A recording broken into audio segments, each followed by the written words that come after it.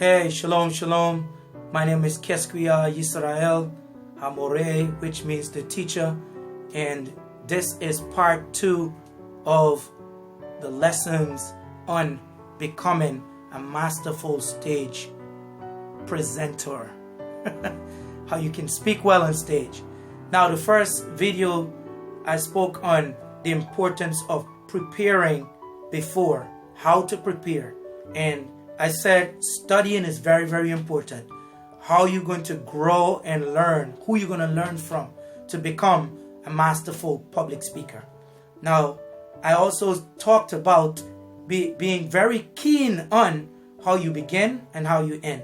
Now, today I want to share with you some thoughts on the benefits that comes along when you become a masterful public speaker.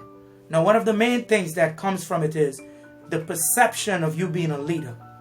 Now, if you have the same skill set, say you have a degree in architectural engineering, and I have a degree in the same field or discipline, but you have the ability to speak well in public, to really wow an audience and take them on a journey in your presentation, you will be paid more than I am paid, because you will have the ability to sell through your persuasive skills the idea or ideas that you should be listened to. Also, persons that are great at public speaking not only earn more and are perceived as leaders, but they are seen as the authority in the field. So if there's a room of 10 doctors, one who speaks well is perceived as the leader or the doctor of doctors. He might not even be as proficient in his skills as some of the others, but because he could or she can speak well, they'll be paid more and also be seen as the doctor or the expert among those experts. So that's what you want for your field. Now, your opening is very, very important, and your closing is absolutely important. But here is how you fill the middle. If you're speaking and you want to put in thoughts, ideas, if you cram too much into the space between your opening and your closing, your audience might tune you out because you might be rushing to get everything in. So what I've learned to do is, within the opening and the closing, use only 3 points or maximum 7 points. And I've tried 12, I've tried 21, I tried 15, I tried 26 if I recall correctly. But then I saw the audience as the time went on, how they responded. So I'm giving to you the best of my experiences and the best of the best speakers that I've researched. If you use 3 points between your opening and your closing, anchor those points with stories and facts. But here's the difference between stories and facts. As Catherine Mackenzie said in her book, speeches, and let me touch that for you, speeches that leave them speechless. She said, facts tell, but stories sell. I'm going to say that again so that you really can digest that. Facts tell, but stories sell. Anchor your points with facts and stories. But stories, as human beings, we have been wired to listen to stories that are relatable as well. And stories gives you what Eric Edmeades has taught, broad spectrum appeal. So when you were 6 years old, did you like stories? When you became 30 years old, Did you change? Now that you're 80, don't you perk up when someone says, let me tell you about what happened yesterday to me at work? Uh-oh. Your ears, your antennas go up, because we all love stories. We all are engaged by the intrigues of the emotions that come out when you listen to a story. That's why we still love watching movies as well. And many times when you're looking at a movie, you get caught up in the emotions. I've caught myself arguing with how, I just watched the movie Citation on Netflix, where the teacher at the university was known, or it wasn't known before, but as the movie progressed, you could see that and it's a movie. I don't know if it's a true story, but it's a movie in Nigeria. And this professor was not dealing right, morally correct with the female students that he encountered. He was taking them on sexually, and that's wrong. He was harassing them. In Ghana or in the Caribbean, we say hustling them.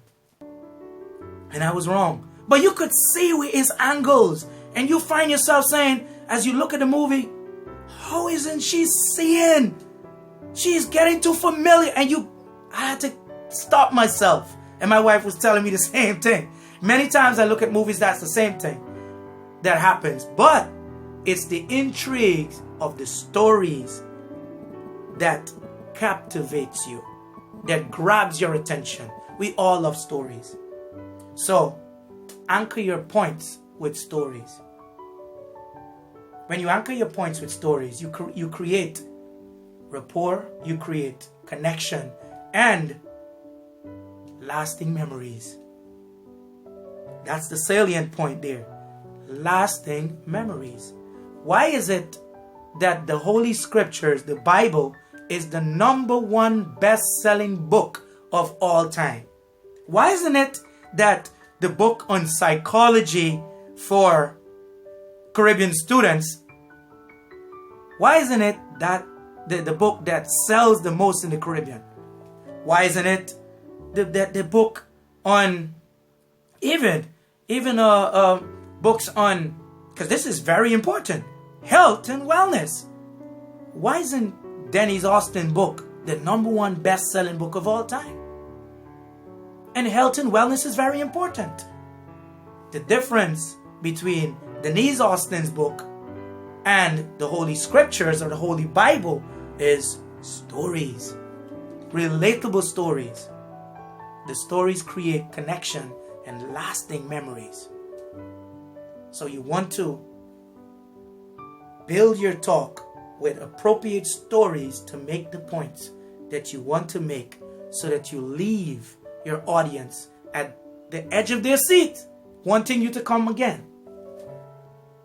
I recall about 4 years ago, I was called in to speak at Queen's College in Ghana.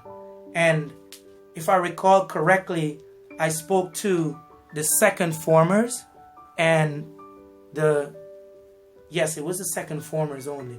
In Ghana, that's grade 8.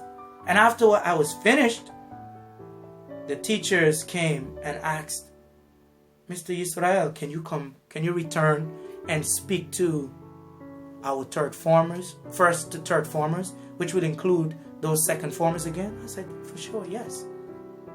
Then, after doing that talk, the head teacher, the principal, came and said, oh, can you come back, Mr. Israel, and speak to the teachers? No, they asked to speak to the parents of the second formers first. And then when I was done with that, can you come back another day and speak to the teachers? All the teachers?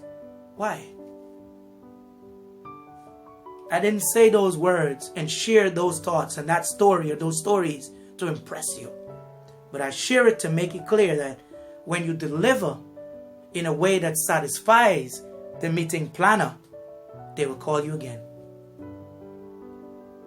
I recall also speaking for Grace Kennedy Remittance Services, which covers the Western Union brand.